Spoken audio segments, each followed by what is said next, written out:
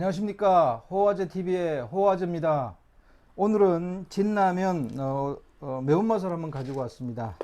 오늘 또 라면이 익는 동안 또 코로나 일부가 저번에 했으니까 이번에 2부 3부 이렇게 한번 진행이 될 텐데, 오늘은 코로나 사태 이후에 주택이나 학교 이런 변화들에 대해서 한번 얘기를 해보도록 하겠습니다. 먼저 물을 붓고 시작해 보도록 하겠습니다.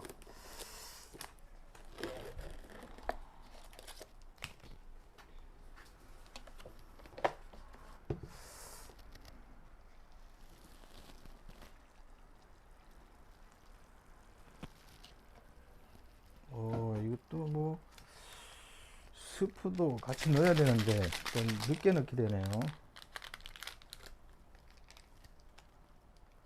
으,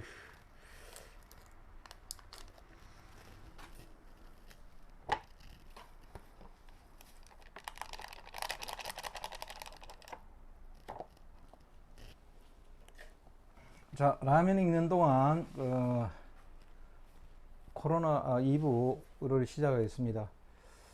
1부에서 대충 얘기를 드렸지만 이제 언택트 시대, 비접촉이 상당히 문제가 되는 것 같습니다. 사실 이 코로나의 문제는 비접촉이라고 해도 과언은 아닙니다.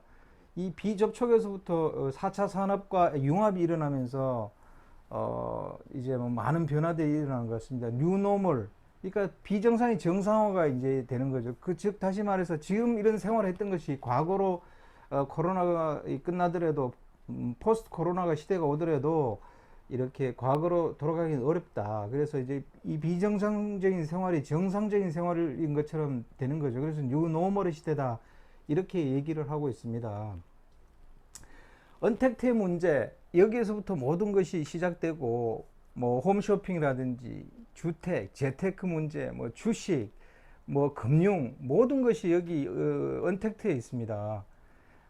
지금 코로나 사태 이후에 우리가 생각해 봐야 될 것은 여러 가지가 있겠습니다만, 출근도 언택트 이렇게 됐죠. 지금 등교도 언택트니까요. 출근도 이게 언택트하게 되면서 재택근무 문제가 이제 불거지기 시작했고, 또 언택트 문제로 인해서 집콕이라고 얘기도 하고, 영어로는 홈캉스 이렇게 얘기하는데, 홈캉스의 문제도 이렇게 부상이 되는 것 같습니다. 거기에서부터 이제 주택의 문제도 나오는 것이겠죠. 집에 오래 있다 보니까 여러 가지 문제, 집안 아파트 구조의 문제, 주택의 기본적인 생각의 변화, 이런 것이 일어나는 것 같고요. 또 그동안에 우리 인간들이 가지고 있던 가치관을 한번 재고해 볼 필요가 있는 것 같습니다.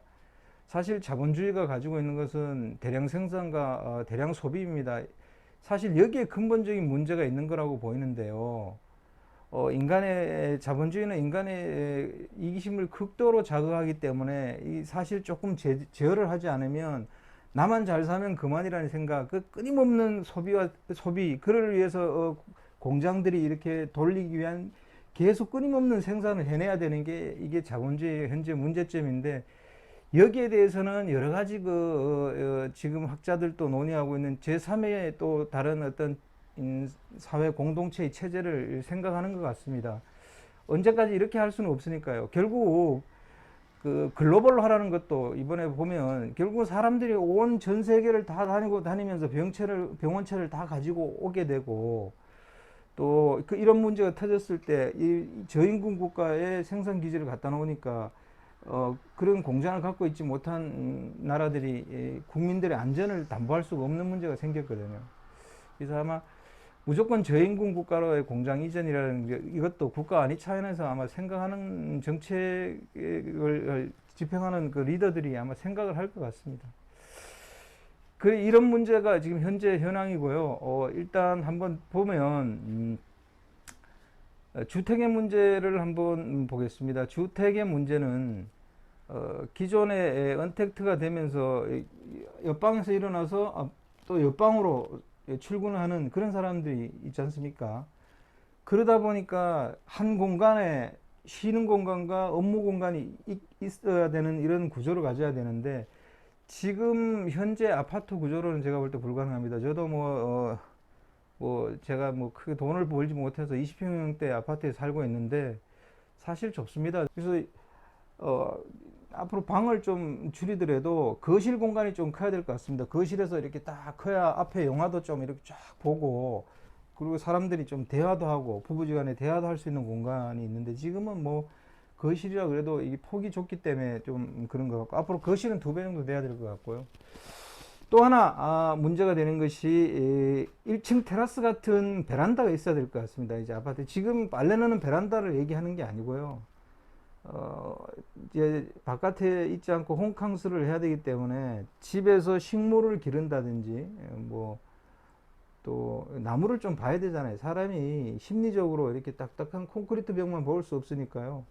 아파트에 빨래하는 베란다가 아니고 식물을 기를 수 있는 1층 테라스와 같은 베란다 공간이 확보돼야 될 것 같고, 또 애완동물 좋아하시는 분들은 또 애완동물 키울 수 있는 공간이 있었으면 좋겠고요. 그리고 중요한 거는 또 층고가 지금 아파트 층고가 2.5m 정도, 2.45m 이렇게 나오는데요. 보통 3.0m 정도는 돼야 될 것 같습니다. 층고가 이렇게. 그래야 그 사람이 답답함을 느끼지 않는 정도가 한 3.0m 된다고 그러는데, 저희도 보니까 한 2.4m, 2.5m 이렇게 되는 것 같습니다. 그래서 생활 공간과 주거 공간이 분리되지 않음으로 해가지고 일어날 수 있는 것을 감안해서 좀 아파트 평수도 좀 커져야 되겠죠, 그죠? 좀 커져야 될 겁니다. 기존의 아파트에서는 그냥 조금 뭐 그냥 산다 뭐 이런 개념이면, 이젠 여기서 모든 것을 해결해야 된다는 개념이니까 뭐 좀 20평대보다는 30평대, 30평대보다는 40평대를 가야 이제 살아야 이렇게 저 좀 사람이 살 수 있는, 좀 여유롭게 살면서 또 거기 안에서 뭐 거실에서 넷플릭스라든지 뭐 영화도 보고 뭐 해야 되니까요. 제가 주장하는 거는 뭐 비싼 아파트를 가자는 게 아니고, 그동안의 아파트가 뷰를 중시했다면, 이게 보는 뭐 한강 보이고 강 보이고 뭐 이렇게 강이 보이는 뷰를 중요시하고 산을 보이는 뷰를 중요시했다면, 이제는 공간에 대한 가치 이를 한 번 더 생각해 봐야 될 겁니다. 이 신축이냐 구축이냐 비싸냐 안 비싸냐 아파트 그런 문제가 아니고요. 앞으로 모든 이런 개념에 맞추지 않은 아파트는 전부 뭐 구축으로 가는 그런 개념으로 봐야죠. 누가 요즘 뭐 돈 내고 뭐 이렇게 뭐 좋은 아파트 갔는데 이거 업무도 못 보고 이거 너무 좁아 층고도 낮아, 그건 아무리 새로 지은 신축이라도 제가 볼 때는 별로 의미가 없는 것 같습니다. 그래서 저는 부동산 저 가치에 대해서 논하는 게 아니고 공간의 가치에 대해서 보자면 그렇다는 것이고요. 아마 제가 이 정도로 느낄 것 같으면 이제 기존 그 아파트 건축 회사에서도 이런 그 사람들의 소비 트렌드에 맞춰서 주택이 이제 지어질 겁니다.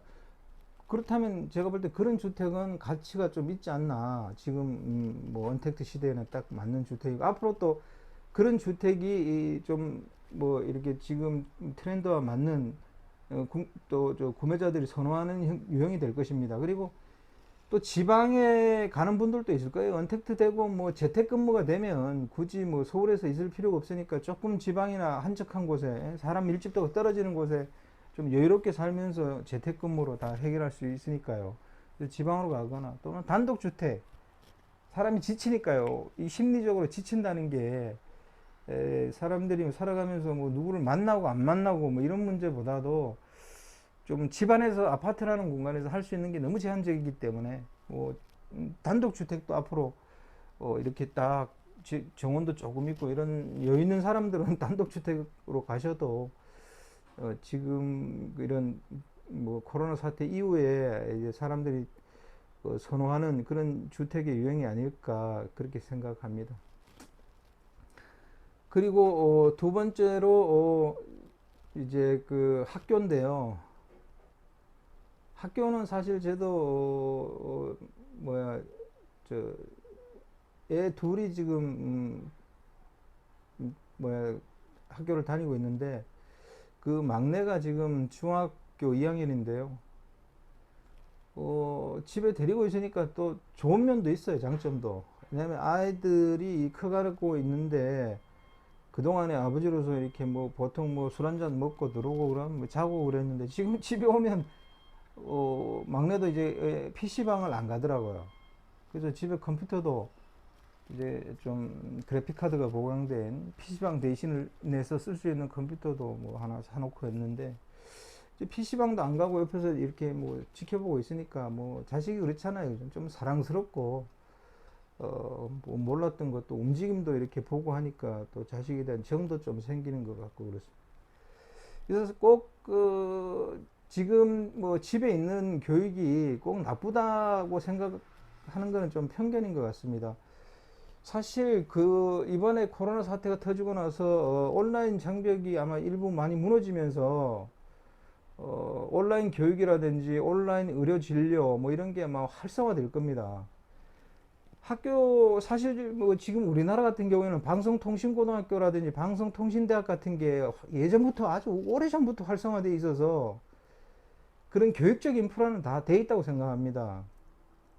단지 이제 이런 코로나 사태가 없었으니까 그런 뭐 인프라를 구축하는 거에 대해서 한번 생각을 안 해본 거죠. 근데 다 인프라는 구축되어 있고 또 강의 질도 굉장히 좋은 것 같습니다. 제가 사실은 뭐 고등학교 나와가지고 늦게 이제 방송통신대학교를 한 2년 전에 졸업했는데요. 공부를 하다 보니까 이 교재가 너무 쉬워요.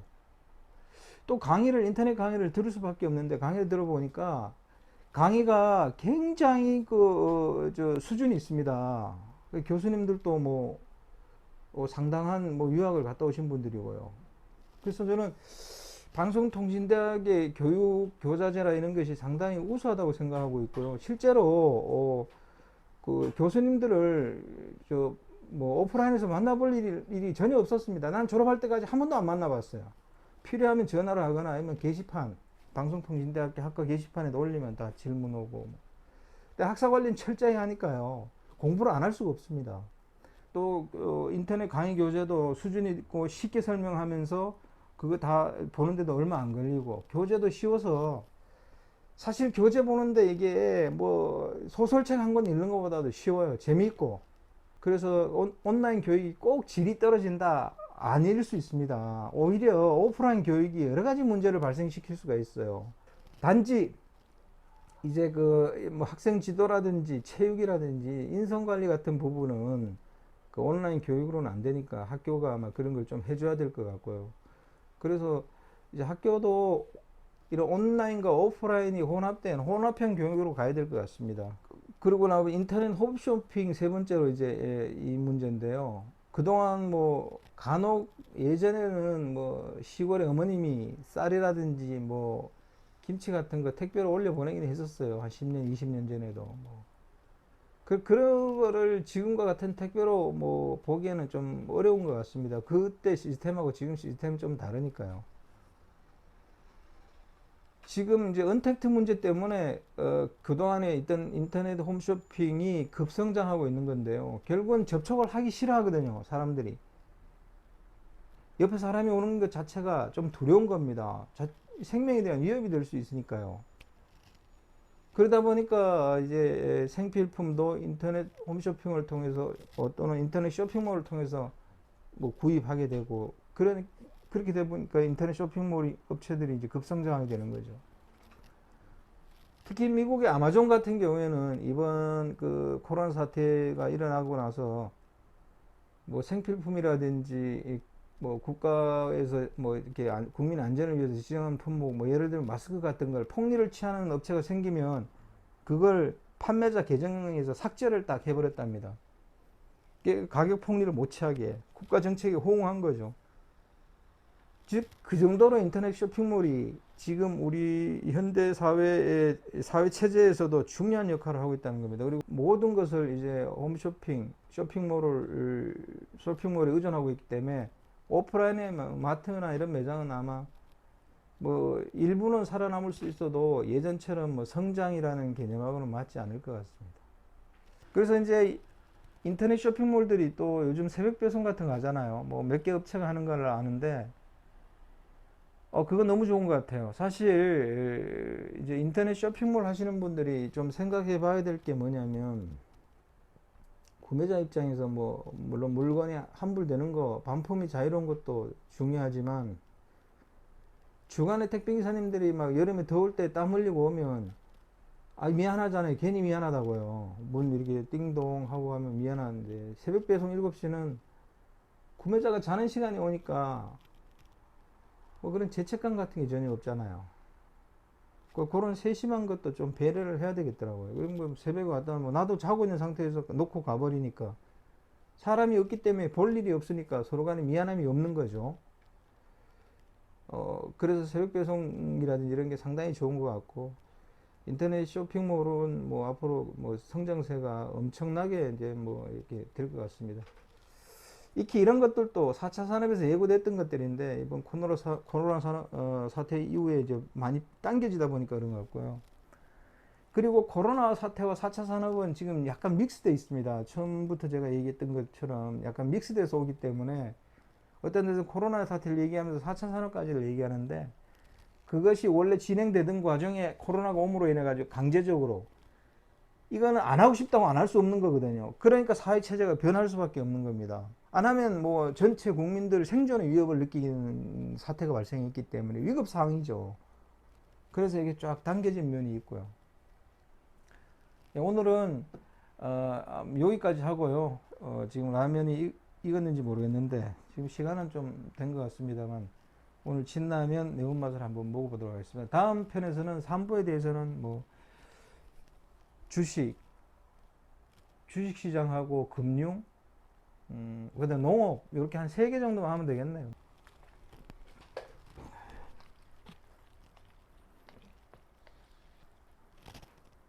어우, 이것도 역시 고추 방앗간 냄새가 납니다.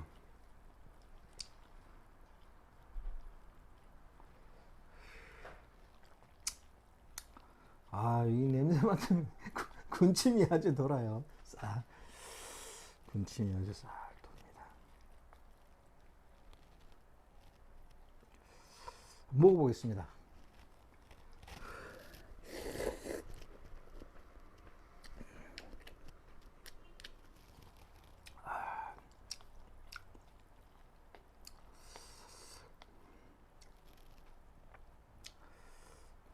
아, 매운맛이 그냥 스프를 나중에 넣었더니만 좀 풀어지지 않은 게 있네요.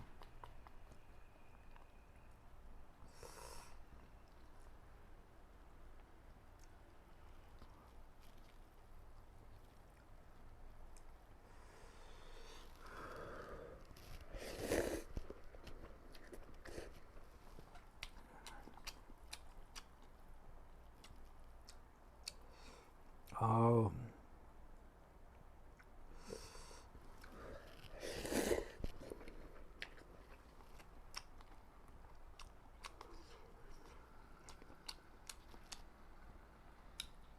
이 진라면을 요즘 젊은 사람들이 많이 먹는다 그러더라고요. 그래서 제가 한번 선정해 봤습니다.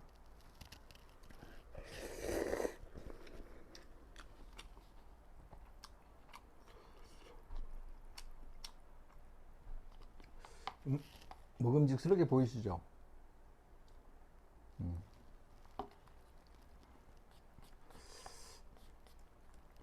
제가 개인적으로 지금까지 본 비주얼 중에 제일 먹음직스러운 비주얼인 것 같아요.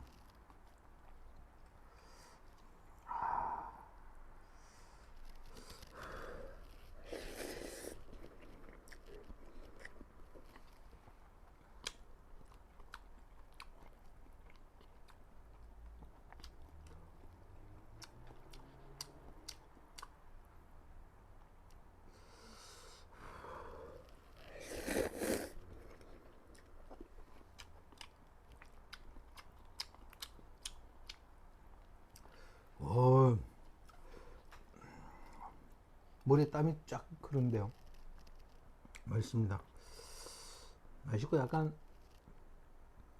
오뚜기 거는 확실히 농심과가 다른 맛이 나네요. 뭐 좀 미세하지만 두리뭉실한 맛? 아직 하도 뭐 농심께 강한 맛을 많이 봐서 그런지 좀 선명한 결이 있다 그러면 이 오뚜기는 좀 몽글한 맛이 나는 것 같아요.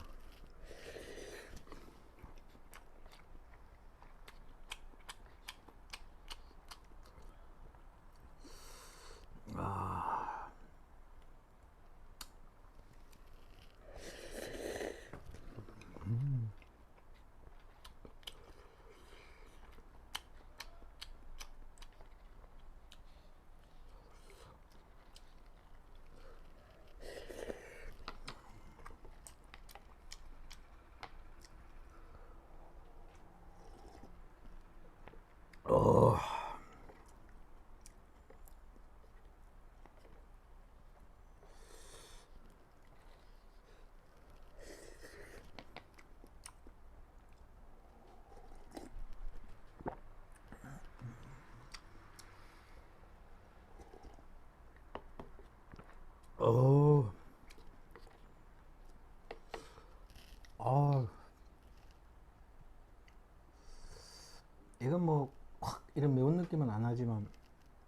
그래도 은은하게 맵네요.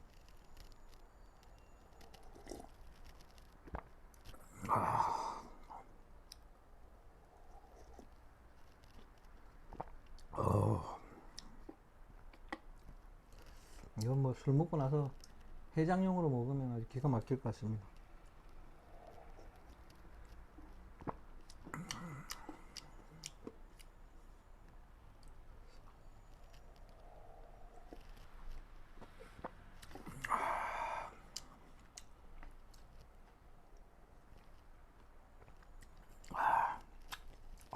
깨끗하게 배웠습니다.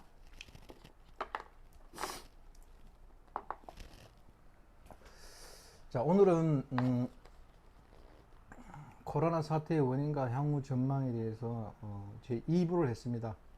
다음 주에는 제 3부 마지막을 하겠습니다. 구독해 주셔서 감사합니다. 안녕히 계십시오. 호화제요.